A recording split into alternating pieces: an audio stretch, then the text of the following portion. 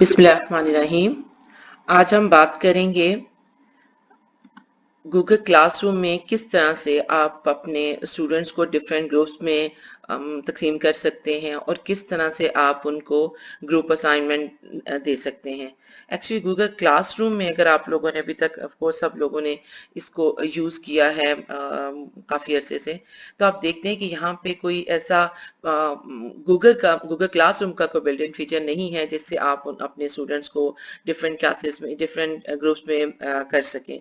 तो हम यहाँ पे जो अवेलेबल ऑप्शंस हैं उसी की मदद से अपना ग्रुप का थोड़ा सा काम करते हैं कि किस तरह से हम ये काम कर सकते हैं।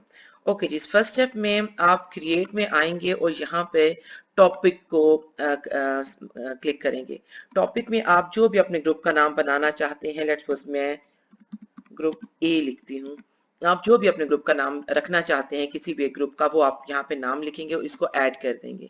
ठीक है जी, ये आपका टॉपिक जो सा है, एक आपके जो इस साइड पे आप देखें ऑल टॉपिक्स में आपका ग्रुप ए आ रहा है। ठीक है, इसी तरह से आप अगर दो ग्रुप बनाना चाह रहे हैं तो मैं एक और ग्रुप बना लूँ ताकि हम उनको बाद में डिफ्रेंशिएट कर सके, देख सके कि किस तरह से काम करते हैं। ठीक है जी, तो मैं दूसरे ग्रुप का नाम ग्रुप बी रख लेती हूँ। ठीक है जी, ये भी मैंने ऐड कर दिया।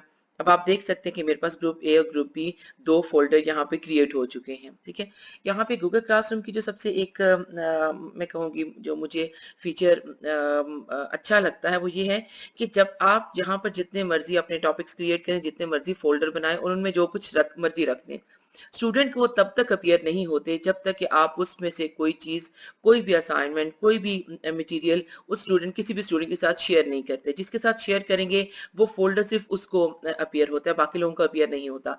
जैसे अगर मैंने यहाँ पे ग्रुप ए ग्रुप बी बनाए हैं तो मेरे पास जितने भी स्टूडेंट हैं, ये एक्चुअली मैंने जब ऑनलाइन एक लाइव लेक्चर लिया था गूगल क्लासरूम का, उसमें किया था। तो यहाँ पे सब मेरे पास मोर देन 100 स्टूडेंट्स इसमें एडेड हैं। इनमें किसी के पास ये इंफॉर्मेशन नहीं जाएगी कि मैंने इस वक्त यहाँ पे कितने फोल्डर बनाए, उन फोल्डर्स में मैं क्या रख रही हूँ। ठीक है जी, अब हम करते हैं कि इस आपने ग्रुप ए को देख लिया, ग्रुप बी को देख लिया, ये फिलहाल आपके पास एम्प्टी फोल्डर यहाँ पड़े हुए हैं। अब हम स्टूडेंट्स को लेट्स सपोज असाइनमेंट को ही असाइन करते हैं, या मटेरियल भी आप कर सकते हैं और क्वेश्चन, तीनों चीजों को आप इसमें जो स्टूडेंट सिलेक्ट करेंगे सिर्फ उनको जाएंगे। लेट्स सपोज मैं यहाँ पे एक असाइनमेंट बनाती हूँ।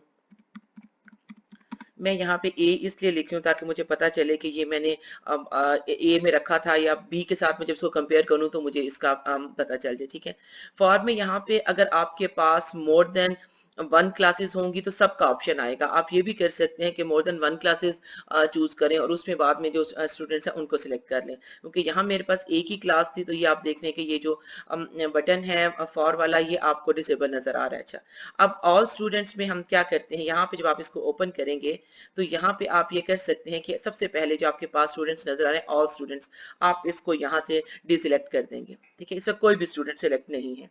अब आप चाहते हैं कि आप अपने आधे या तो सिलेक्टिव जो भी स्टूडेंट्स हैं, या इनमें से जिस भी स्टूडेंट को आप ग्रुप ए में रखना चाहते हैं, आप वहां जाके उसको चेक कर दें। ठीक है जी, मैं अपने दो जो मेरे अपने अकाउंट है इसके अंदर, मैं लेट्स सपोज ये है एक इसको मैंने कर दिया कि ग्रुप ए में मैंने जो भी आपने सिलेक्ट करने कर ली, मैंने भी एक स्टूडेंट को सिलेक्ट कर लिया। एक को मैंने इसलिए किया कि मैं भी आपको दिखाऊंगी उसके अकाउंट में जाके कि वो किस तरह से दिखता है, यहाँ पे ये असाइनमेंट उसको कैसे दिखेगी।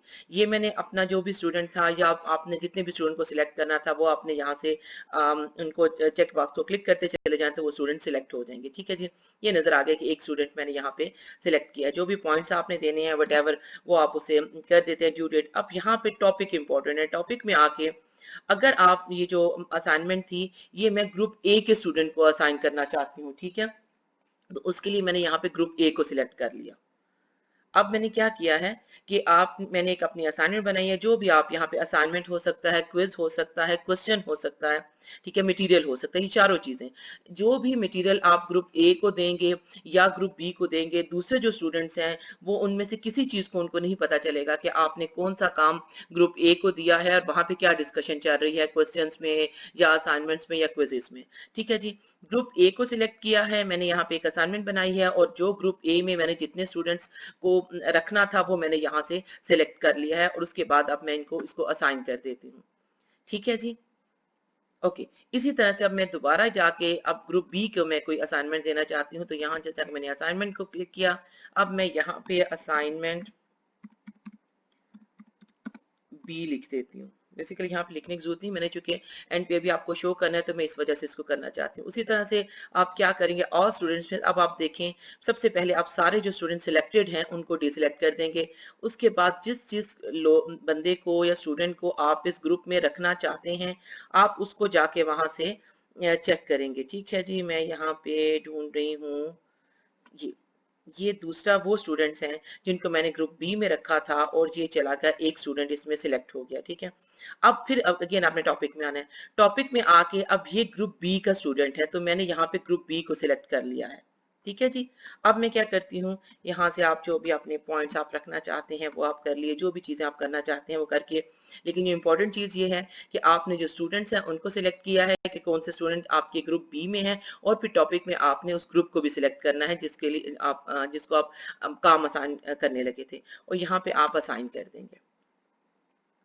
ठीक है जी, अब अगर आपने ग्रुप ए को जाके आप खोलेंगे तो यहाँ पे आपके पास सारी डिटेल होगी कि ग्रुप ए में आपने कौन से स्टूडेंट्स को ये असाइनमेंट दी है, कितनों ने उसको आपको टर्न इन किया है, कितनों को वो असाइन हुई है। इसी तरह से कौन से आपके क्विजेस हैं उनका भी रिकॉर्ड आएगा। इसी तरह से जो क्वेश्चन आंसर आपके स्टूडेंट उस ग्रुप के दरमियान में चलेंगे वो भी यहीं पे अपीयर होंगे।